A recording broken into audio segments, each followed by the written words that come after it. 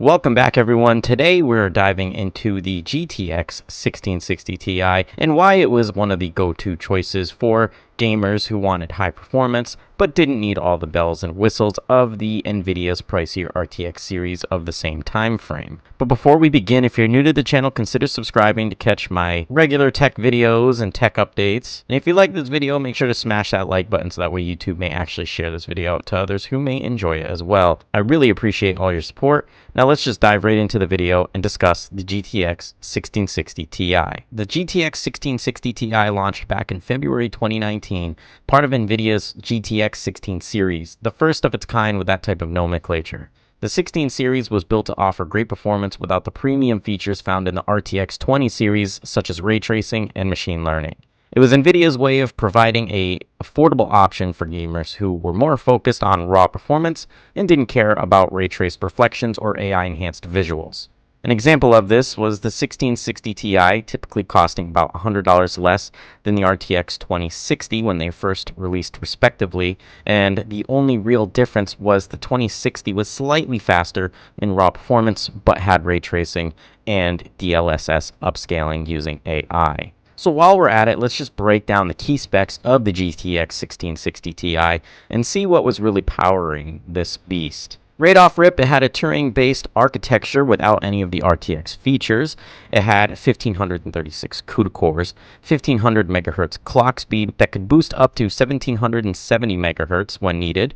It had 6 GB of GDDR6 memory with a total bandwidth of about 288 GB per second with a total power consumption of 120 watt TDP. This card really packed a punch for 1080p and even 1440p gaming at high settings. The GDDR6 memory gave it a nice speed boost over its predecessor, the GTX 1060 as well. So why did so many gamers flock to the GTX 1660 series, such as the 1660, 1660 Super, and 1660 Ti?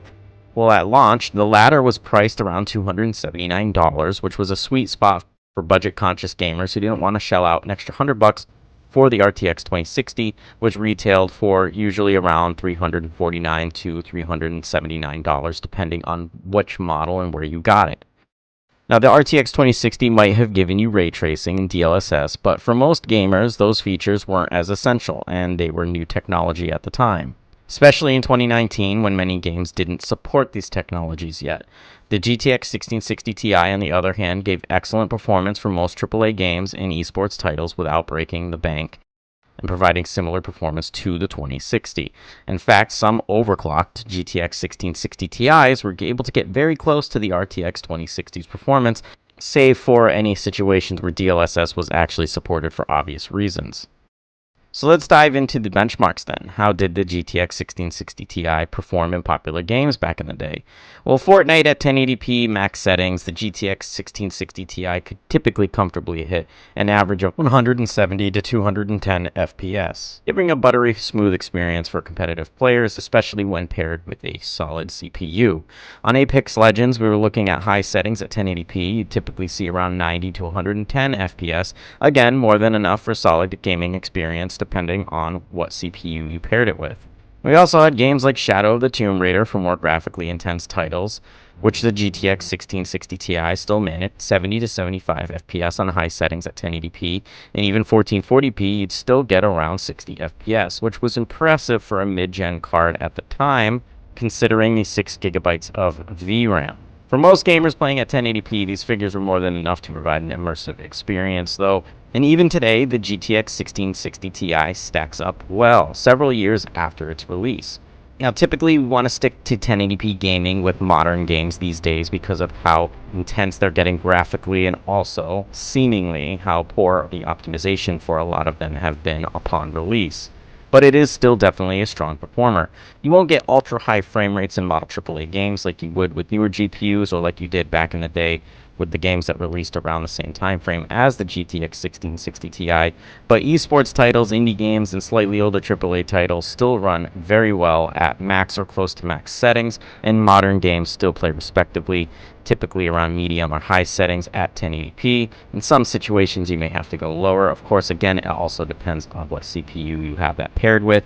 If you have a CPU from about the same time frame the GTX 1660 Ti came out, well, then in that case, you may be having issues across the board, but definitely still holds up extremely well today. And if you're upgrading from the older 900 series or the 10 series, it's still a feasible upgrade, especially if you can get one at a really solid price, even if used, than comparing it to getting some of the more modern GPUs. So to sum it all up, the GTX 1660 Ti was and still is an incredible value GPU for gamers who don't need fancy features like ray tracing or machine learning, but still want solid performance, especially if you play lower level games and you want higher frame rates with them.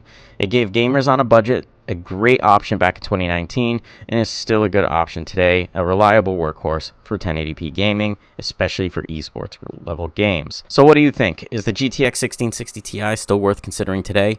Let me know in the comments down below. And if you enjoyed this video, don't forget to hit that like button and subscribe for more hardware deep dives. I really appreciate all your support, and I will see you guys in the next video.